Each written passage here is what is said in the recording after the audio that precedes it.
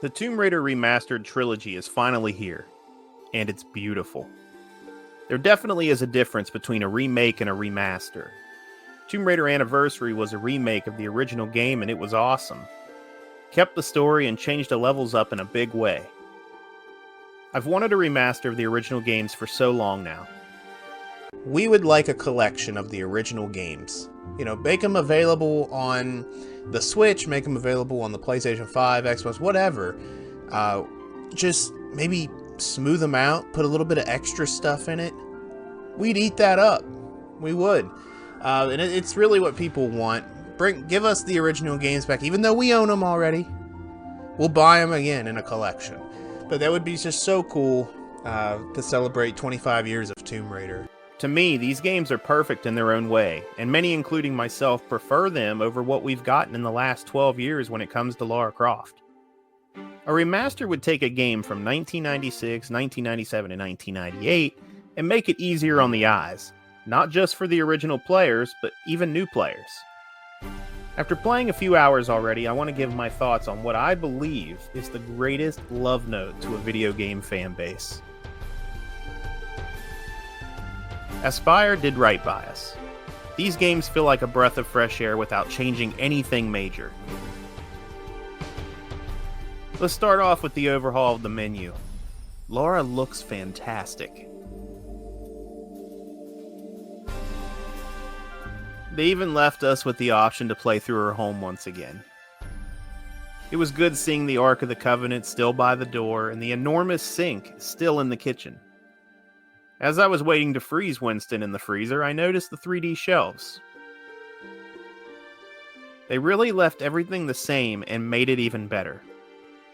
I was afraid things would be removed or rearranged. Winston now actually turns to ice, too. The music, the sound effects, it's all here. Tomb Raider was the first PlayStation game I ever played back in the late 90s, and I'll never forget how special it felt. I felt like that 6-year-old kid again experiencing Tomb Raider for the first time. These games are so familiar to me, but the way it looks now is new. Seeing that identical caves level in a way that I haven't seen it in 25 plus years, it's hard to explain. You do have the option to switch between modern controls and the original tank controls. Not even 3 minutes in, I stuck with tank. I love that it's at least an option. Even with the tank controls, this feels so buttery smooth. By pressing the start button, you can easily toggle between the original game and the remaster. It's nice to do this with the click of a button at any time you like. I love comparing everything.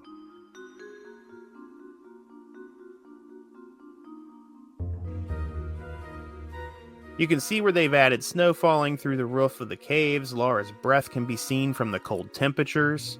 There's light shining through the cracks. The difference in the vines, adding fireflies, and even mud puddles in Tomb Raider 3. In Tomb Raider 2, in the water, if you get hit by something, blood actually appears in the water. That's awesome detail. There's a lot of good detail here. We also get a camera mode. I'm more interested in taking the camera all over the level and getting looks from angles I've never seen before, but there's quite a bit of options here.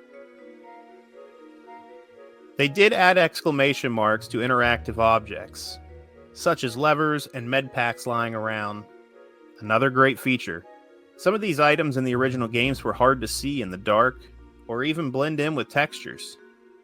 They were easily glanced over at times. Also, how cool are these remade loading screens?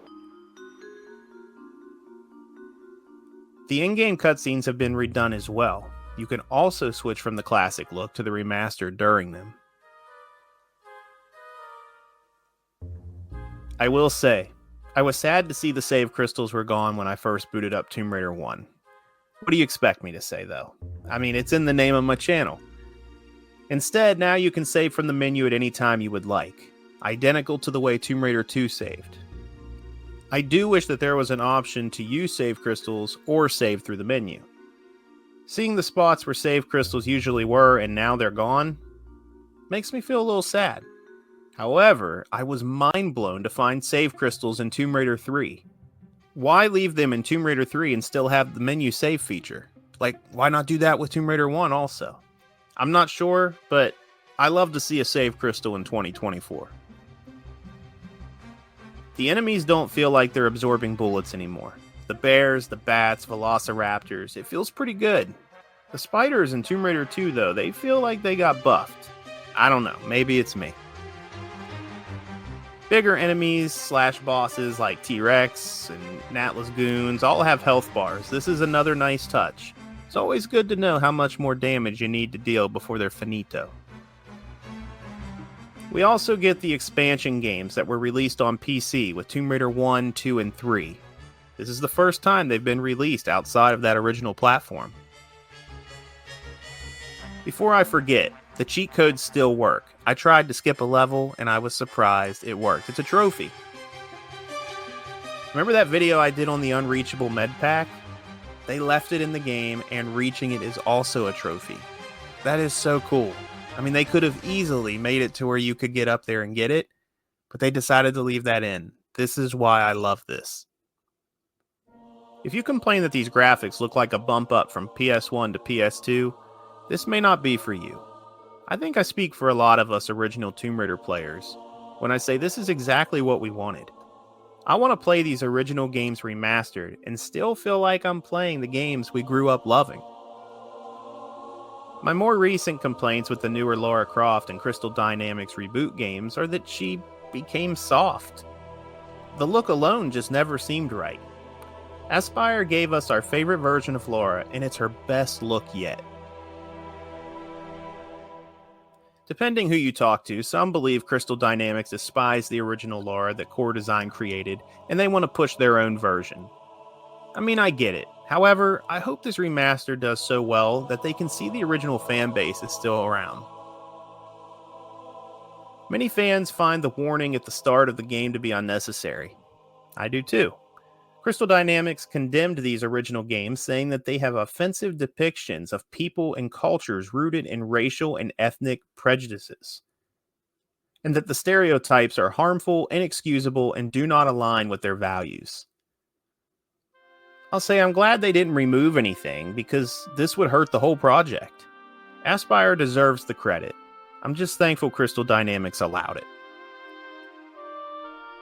I do hope for a physical version in the future. I bought it for my PS5, and it would be nothing for me to purchase it again in physical form. This is what we wanted. This is a love letter to all of the original Raiders. Lara is back, baby.